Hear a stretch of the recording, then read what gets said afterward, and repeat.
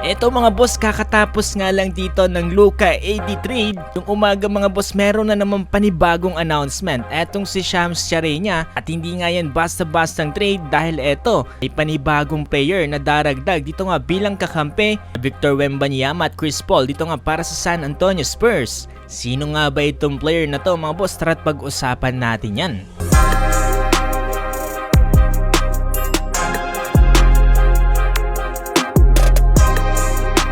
So eto mga boss, matapos gulatin nga ang basketball world kahapon dito na Shams Charania sa naging trade dito ni Luka Doncic at Anthony Davis, hanggang sa ngayon ay talaga nakakagulat pa rin dahil kahit nga mismo ang team ng Dallas Mavericks ay naapektuhan dyan at tinambakan nga sila kina sa naging laban nila kontra sa Cleveland Cavaliers sa final score ng 144-101. Eto mga boss, hindi pa tayo tapos mag-move on dyan, pero eto meron na naman panibagong announcement etong si Shams Charania. Eto nga mga boss ang full details ng 3-team trade dito nga na ginawa nila. Etong San Antonio Spurs ay matatanggap etong si De'Aaron Fox kasama nga etong si Jordan McLaughlin.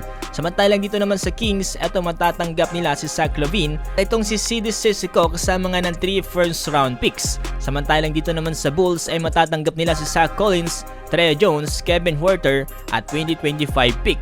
Ito mga boss ang isa talaga sa pinakasulit na mangyayari dito, lalong-lalo na para sa San Antonio Spurs.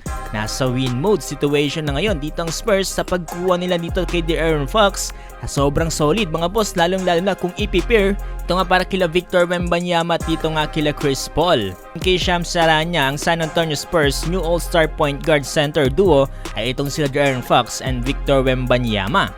Mga boss, ang sulit na masasabi nating trade dito talaga para sa team ng Spurs. Imagine, etong si De'Aaron Fox na nag-average ng 25 points, 5 rebounds at 6 assists, shooting 46% from the field ngayong 2024 to 2025 NBA regular season, ay i-pair mo dito kay Victor Wembanyama, talagang finish na para dito sa San Antonio Spurs. Bayan pa ni Wemby na nag-average ng 24 points, 10 rebounds, 3 assists, shooting 47% from the field. Hanip mga boss, eto ang panalong trade na masasabi ko dito para sa San Antonio Spurs. Handang kapalit to kung sakasakaling magretiro man balang araw etong si Chris Paul dito para nga sa San Antonio Spurs.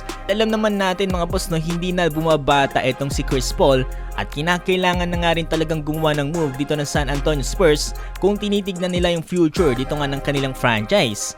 At isa to sa mga pinakamagagandang move na ginawa nila ngayon. Itong si De'Aaron Fox mga boss no ay nag-iedad lang ng 27 years old, tapos itong si Wemby 21 years old lamang. Sabi mga boss, sunod-sunod na ang balita dito nga sa NBA world patungkol nga dito sa mga nagiging trades. Hinihintay natin na matrade na si Jimmy Butler, ay tila nga ba mahuhuli pa ata dito nga sa magiging NBA trade deadline. Di na rin tayo magugulat na ngayon o baka sa mga susunod na araw ay mag-a-announce na rin kung saan nga mapupunta etong si Jimmy Butler. Pero so far, napakasulit ng ginawa dito ng San Antonio Spurs para kunin etong si De'Aaron Fox. Ayun, etong masasabi kong sulit na sulit at wala akong masasabi dito sa naging trade na to, talagang panalo.